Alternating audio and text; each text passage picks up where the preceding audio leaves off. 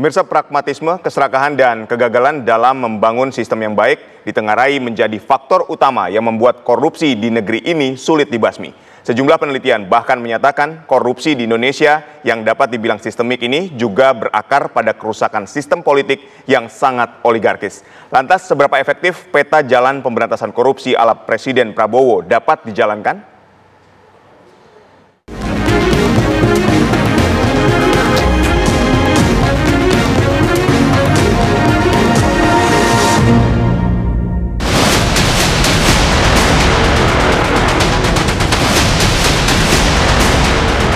Saya tidak akan mundur menghadapi koruptor.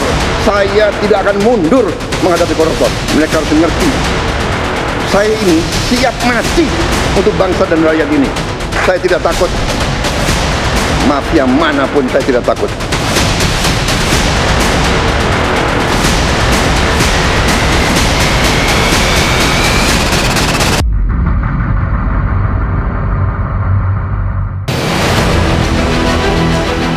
Indonesia adalah negara kepulauan terbesar di dunia yang dianugerahi kekayaan sumber daya alam yang sangat melimpah. Perekonomian Indonesia yang didominasi hasil sumber daya alam merupakan ekonomi terbesar di Asia Tenggara.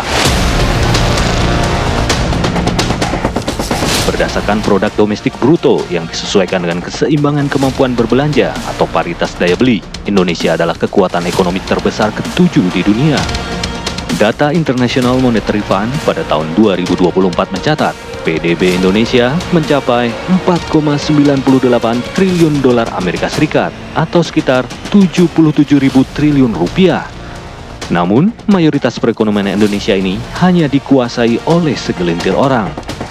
Laporan Bank Dunia pada awal tahun 2025 bahkan menyebut sekitar 171,91 juta penduduk Indonesia atau 60,3% dari total penduduk Indonesia masuk dalam kategori miskin.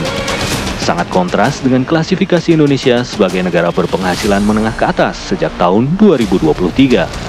Meskipun telah mencapai kemajuan dalam mengurangi kemiskinan, sebagian besar penduduk Indonesia masih rentan dalam kemiskinan.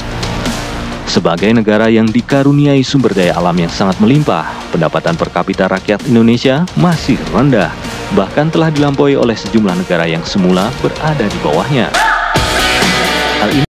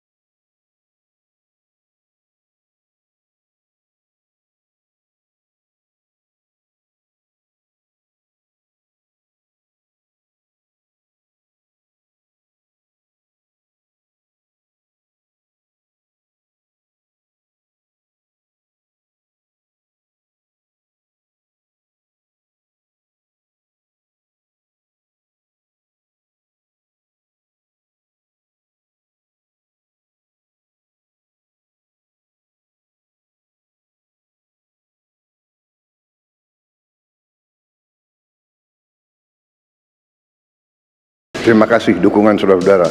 Kita bersama akan menghadapi maling-maling itu. Dan kita akan mengusir mereka dari bumi Indonesia kalau perlu. dalam mengukur kesuksesan pemberantasan korupsi, umum digunakan skor Indeks Persepsi Korupsi atau IPK yang dihitung tiap tahun oleh Transparansi Internasional. Skor dihitung dalam skala 0 sampai 100. Semakin tinggi skor artinya pemberantasan korupsi di negara itu berjalan dengan efektif.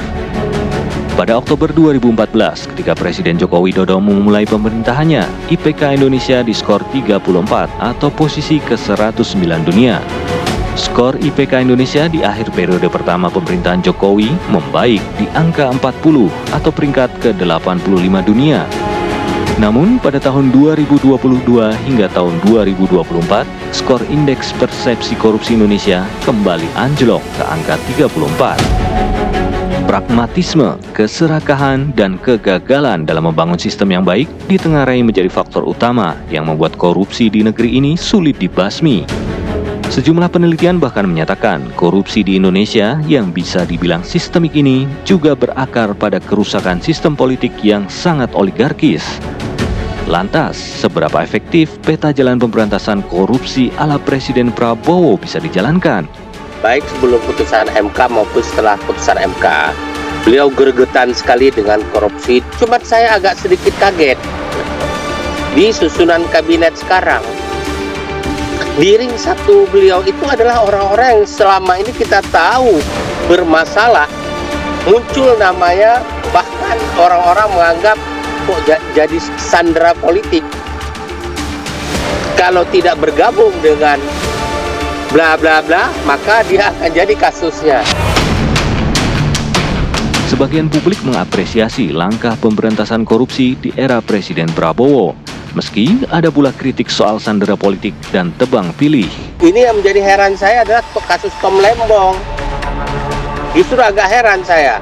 Walaupun kita dukung penegakan hukum pemberantasan korupsi tanpa pandang bulu, cuman dalam kasus Tom Lembong ini, menurut hemat saya, untuk peraturan yang sama, keadaan yang sama, dan perlakuan yang sama oleh para menteri terhadap sebuah kebijakan. Semua mengkritisi, orang ada yang mengatakan hukum itu tajam ke bawah tumpul ke atas. Kalau saya mengatakan tajam ke kiri tumpul ke kanan. Tapi apakah beliau sekarang dalam keadaan tersandera juga? Itu yang agak-agak saya heran dengan penyusunan kabinet sekarang.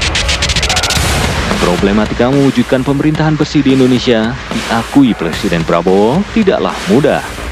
Selain faktor internal, Presiden Prabowo juga menyebut adanya pihak dari luar negeri yang selalu menginginkan pemimpin Indonesia terlibat korupsi. Suatu upaya untuk melemahkan negara. Saya tidak akan mundur menghadapi koruptor. Saya tidak akan mundur menghadapi koruptor. Mereka harus mengerti, saya ini siap mati untuk bangsa dan rakyat ini.